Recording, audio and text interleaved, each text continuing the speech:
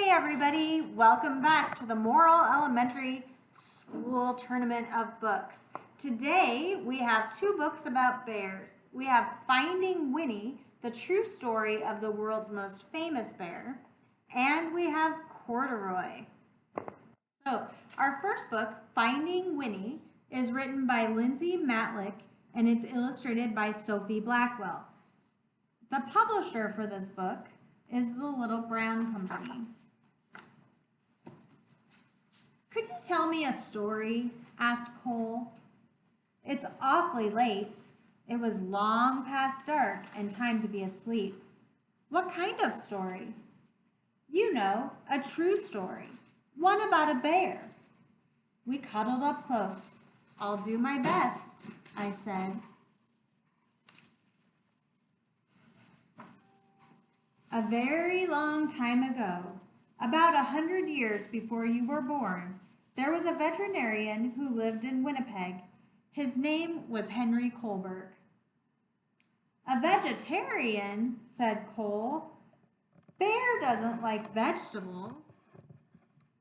A veterinarian, it means an animal doctor. I know that, Cole said. That's what I'm going to be, maybe when I'm big. A horse had the hiccups or a cow had a cough. Harry knew how to make them feel just right. Harry's hands were never cold, never in Winnipeg, where winters are so frosty that icicles grow on the insides of your nose. That was just the kind of doctor he was.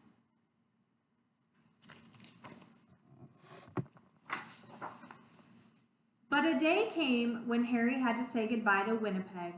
There was a war far, far away, beyond the end of the country and on the other side of the ocean, and he was going to help.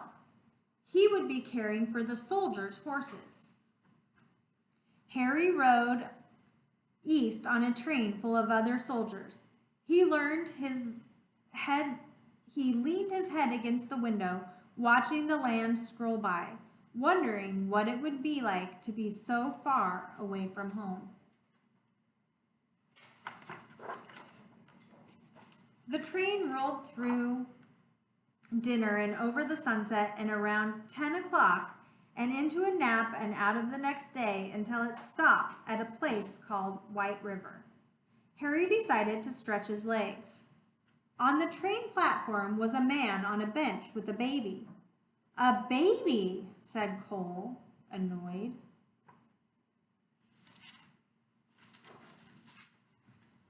A baby bear. A cub.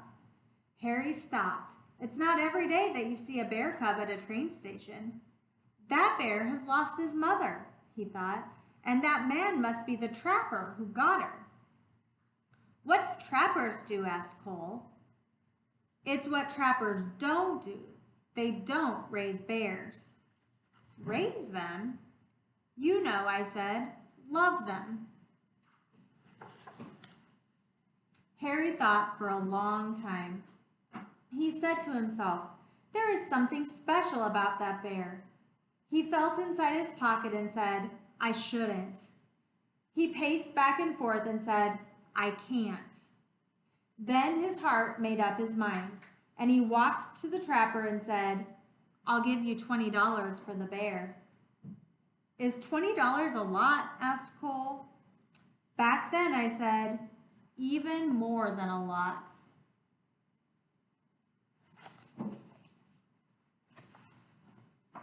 Captain Kohlberg, said the colonel on the train, as the little bear sniffed his knees.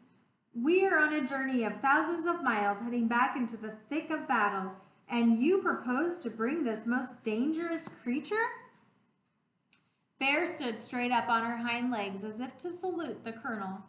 The colonel stopped speaking at once, and then, in a quiet, different voice, he said, Oh, hello.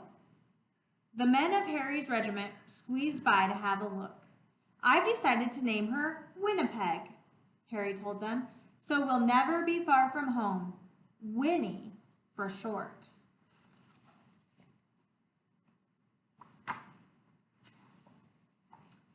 They had a very long way to travel, and they had already gone 3 or 4 feet when Winnie grew hungry.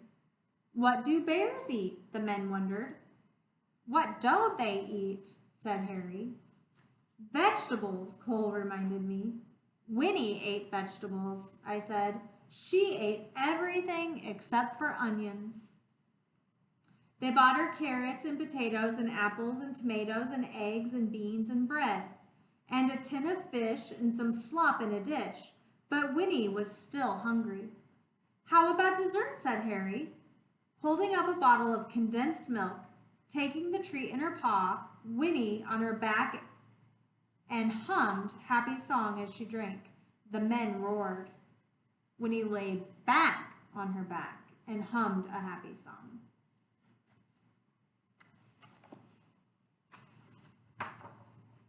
Harry and Winnie gathered with the soldiers from all over Canada in the green fields of Valcartier. A whole city of tents had sprung up there. One was a hospital for horses, where Harry went to work.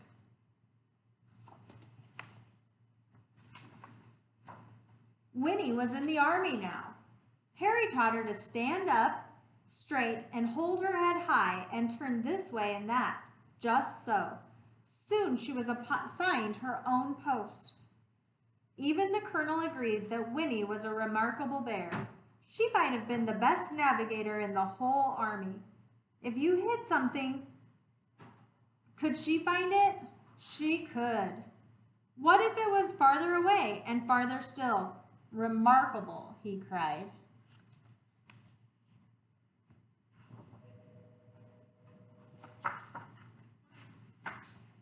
In the evenings, both of them were too tired to move. When Harry thought about Winnie and the voyage across the ocean, his head said, "I shouldn't." His head said, "I can't." But his heart made up his mind.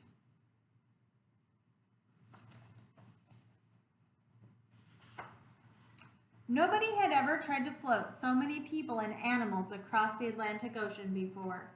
30 ships sailed together, carrying about 36,000 men and about 7,500 horses, and about one bear named Winnie.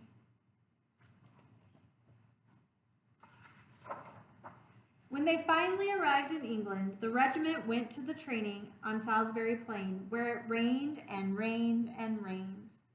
But Winnie didn't seem to mind. She was the mascot of the 2nd Canadian Infantry. She attended her post with vigor. One day, Harry came running while she was doing her exercises in the tent. "You'll bring the whole place down," he said with a laugh. She had grown. It was winter when the order came. The time had come to fight. Winnie posed proudly with one of the men for pictures to send home to their families. Harry thought for a long time. His head argued one way and then the other, but his heart made up his mind. He went to Winnie and said in a serious way, "There's somewhere we need to go." Winnie brushed the mud off her nose and nuzzled in close.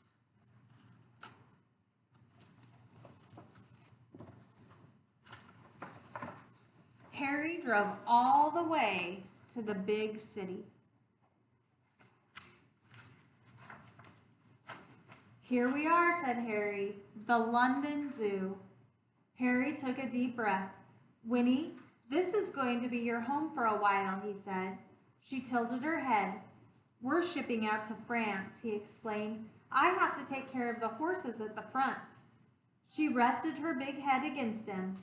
"I know you want to come, but it's not safe." Winnie's head bowed. Harry's hands were warm as sunshine as usual. "There's something you must always remember," Harry said. "It's the most important thing, really. Even if we're apart, I'll always love you. You'll always be my little bear."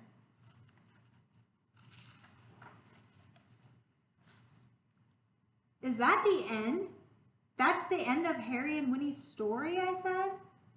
"But I don't want it to be over," said Cole. "Sometimes," I said, "you have to let one story end so the next one can begin." "How do you know when When that will happen.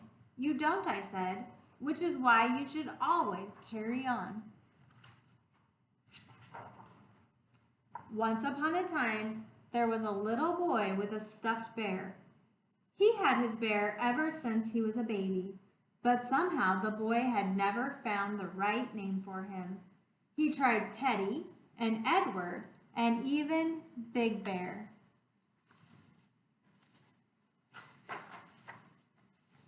One day, the boy went to visit the London Zoo with his father, and there was a bear, a real bear. It was on the terraces there. Right away, the boy thought, there's something special about that bear. Her name was Winnie. They became true friends. The boy was allowed to come right inside her enclosure to play. Once the boy had found Winnie, he knew just what to call his stuffed bear. He named it Winnie the Pooh. And the boy was called Cole, said Cole. His name was Christopher Robin Milne.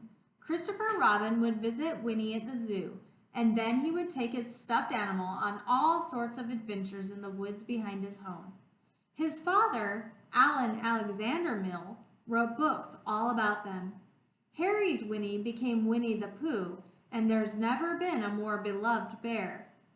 But what about Harry? Cole asked. When Harry visited Winnie at the zoo, he saw how happy she was. She was being raised. She was truly loved, and that was all that he had ever wanted from the moment that they met at the train station at White River.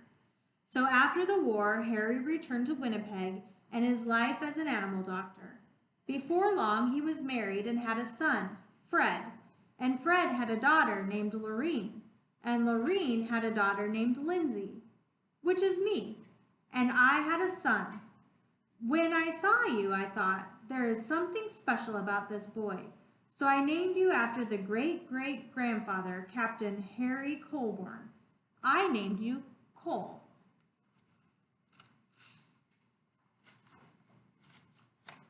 That's me, said Cole in a whisper. That's you. And that's Winnie. Yes, I said, that's Winnie. And it's all true. Sometimes the best stories are, I said. Cole's eyes grew big, and he said nothing for a long time. Then he hugged his own bear close and let out a yawn that reached far, far away, and they both turned over and fell asleep.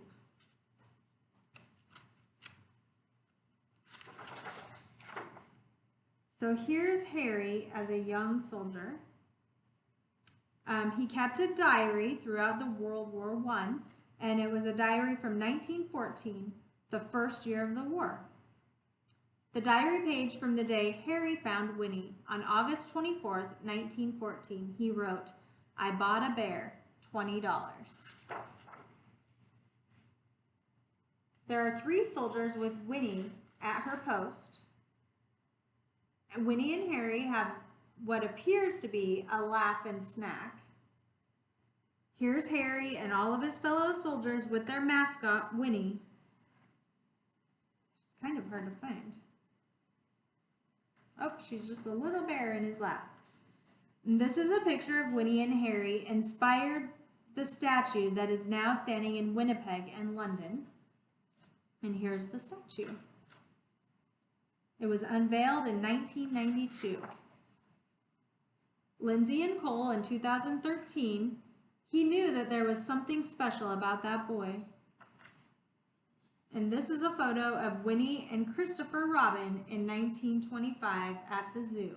After they became friends, Christopher Robin's father, A. Milne, watches them play from above.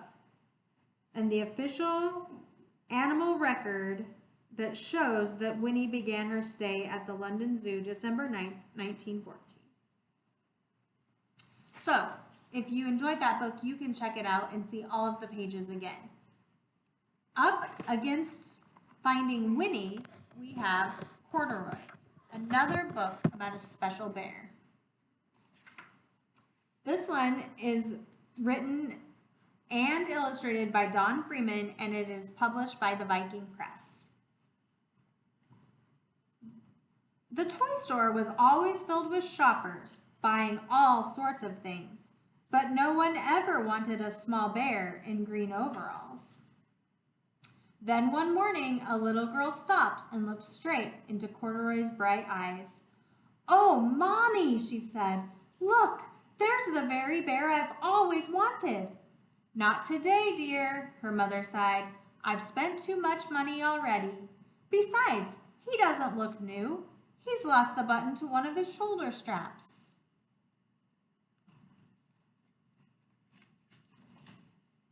Corduroy watched them sadly as they walked away. "I didn't know I'd lost a button," he said to himself. "Tonight I'll go and see if I can find it." Late that evening, when all the shoppers had gone and the doors were shut and locked, Corduroy climbed carefully down from his shelf and began searching everywhere on the floor for his lost button. Suddenly, he felt the floor moving under him. Quite by accident, he had stepped onto an escalator, and up he went. Could this be a mountain, he wondered? I've always wanted to climb a mountain. He stepped off the escalator as it reached the next floor, and there before his eyes was the most amazing sight. Tables and chairs and lamps and sofas and rows of beds. "This must be a palace," Corduroy gasped. "I guess I've always wanted to live in a palace."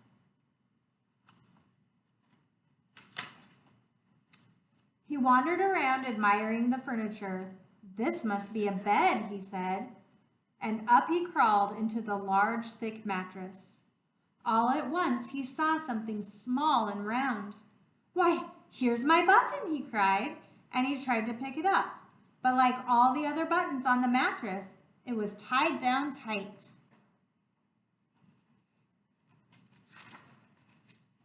He yanked and pulled with both paws until pop! Off came the button, and off the mattress Corduroy toppled. Bang! Into a tall floor lamp. Over it fell with a crash. Corduroy didn't know it, but there was someone else awake in the store. The night watchman was going on his rounds to the floor above when he heard the crash and came dashing down toward the escalator. "Now, who in the world did that?" exclaimed the night watchman. "Somebody must be hiding around here." He flashed his light under and over sofas and beds until he came to the biggest bed of all, and there he saw two fuzzy brown ears sticking up from under the cover. "Hello," he said. "How did you get upstairs?" The watchman tucked Corduroy under his arm and carried him down the escalator, and he set them on the shelf in the toy department with the other animals and dolls.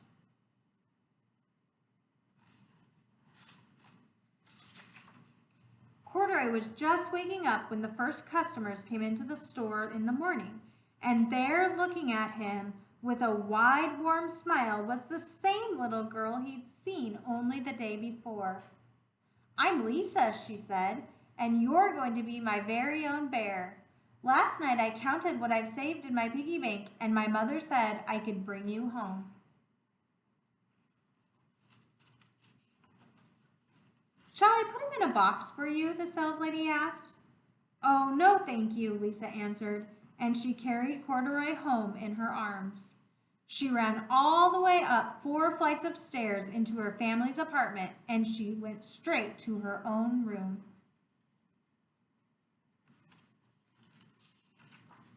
Corduroy blinked. There was a chair and a chest of drawers, and alongside a girl-sized bed stood a little bed, just the right size for him. The room was small, nothing like the enormous palace in the department store. "This must be a home," he said. "I know I've always wanted a home." Lisa sat down with Corduroy in her lap and began to sew a button on his overalls. I like you the way you are, she said, but you'll be more comfortable with your shoulder strap fastened. You must be a friend, said Corduroy. I've always wanted a friend. Me too, said Lisa, and she gave him a big hug. So, it's up to you. Now it's time to vote. Finding Winnie, the true story of the world's most famous bear, or Corduroy, the little bear that lost his button. I know one person who will be voting for Corduroy because she snuck in and was listening to the story. So Miss Jessie will find out tomorrow which story wins. Have a great day, everybody.